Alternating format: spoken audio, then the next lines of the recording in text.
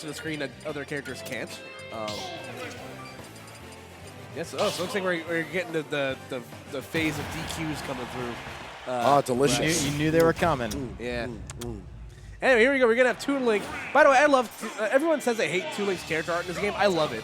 I think he's actually one of the best redesigned characters. That smug little jerk. I absolutely love it. So, when we were first seeing Ultimate and all the characters were being revealed, I actually popped off for Toon Link's hair. He looks so good. It's so poofy. He's a little foof. Compliment your homies, man. Toon Link, you look great. Anyway, I don't know how this matchup's going to play out. Right now, LocalmanMatty, at least that's the percent lead right now on Juice. And he's definitely going to have character ambiguity on his side right now because nobody's playing Toon Link. Yeah, Toon Link is a very obscure character, especially here in the States.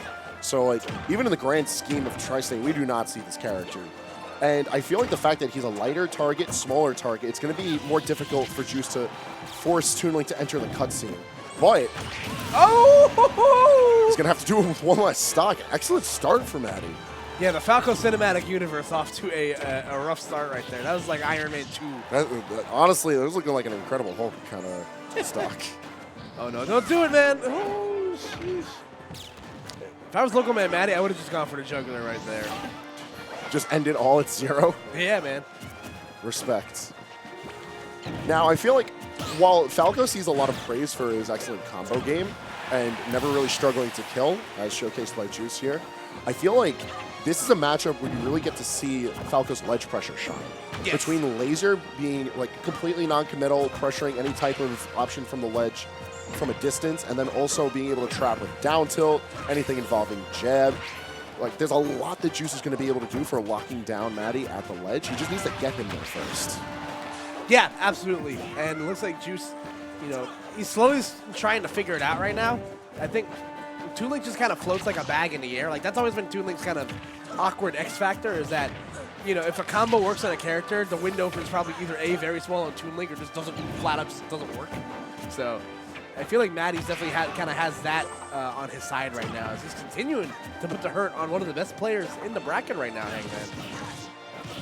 Yeah, especially with like the oddity of musical chairs that has been the start to today's bracket. Juice, one of the favorites for entering the top 4, and some would even say the favorite to win, but he's clawing his way forward, at least through this first match of his. Not even putting on the hurt, but now sitting on last stock. Given that Falco's at 95%, I feel like this isn't that difficult of a job for Matty to end out the stock once he's able to get away from this pressure. Now, I think it's worth saying that Toon Link, one of the hallmark qualities of him is the fact that he's really good at kiting his opponents. His projectiles, I feel like, summed up in one word, just annoying. Yeah, that's a pretty good way to put it. And it looks like the thing's kind of righted. But there he goes, the trade with the up smash. Able to get the job done. I also love like the whooshy sound effects that's on Toon Link's like smash attack. So funny story about Toon Link. Oh, I have a pocket Toon Link that I have nicknamed Johnny Test because they've replaced all of the sound effects for Toon Link's kit except for arrow, bomb, and grab pummel with what sounds like a whip noise. And if anyone in the audience has ever listened to an episode of Johnny Test, whoa! You'll know that they average like somewhere close to 150 whip cracks an episode. But this episode has one less as Juice takes game 1. Yeah, my man got cracked in the head right there, that back air. So LocalmanMatty definitely showcasing some schmicks right there. But the Buzz, not the Buzz, Juice, excuse me. Reading a little far ahead in the script yeah, there. you know, sorry guys, I'm on the wrong chapter. With the part where Juice turns into the Buzz. Yeah, it definitely looks like it took Juice a little bit of time to figure out what was going on there, but again, once he started catching on to those percents, I think everything started working out there. So.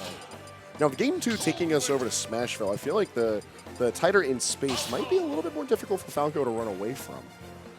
The presence of only one platform doesn't give too much space for Juice to run away, and he can't really zone too heavily with the laser. Yeah, and Arrow covers that same space. Yeah, and I think Toon Link's going to be able to utilize the underneath the platform far better than Falco will be able to. Who's?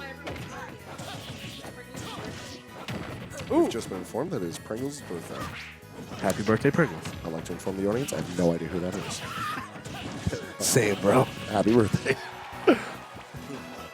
Your gift from Juice has been this cutscene. And the cutscene closes and finishes in one hit.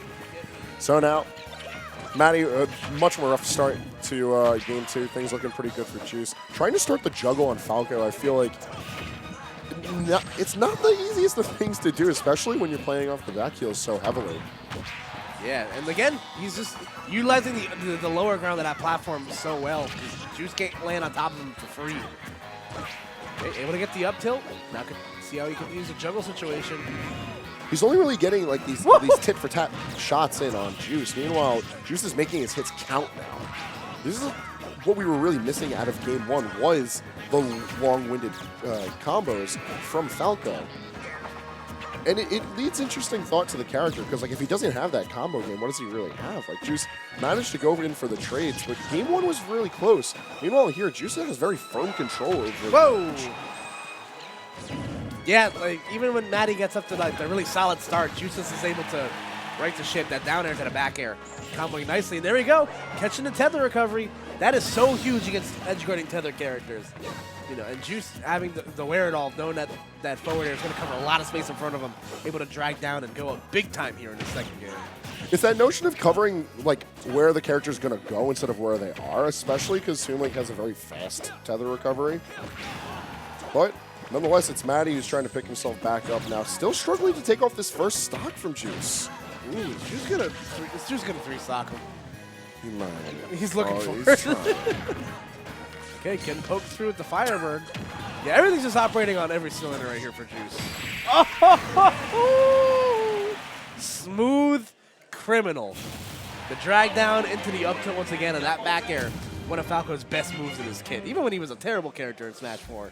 And Juice is going to move on 2-0, but a good showing from LocalmanMatty.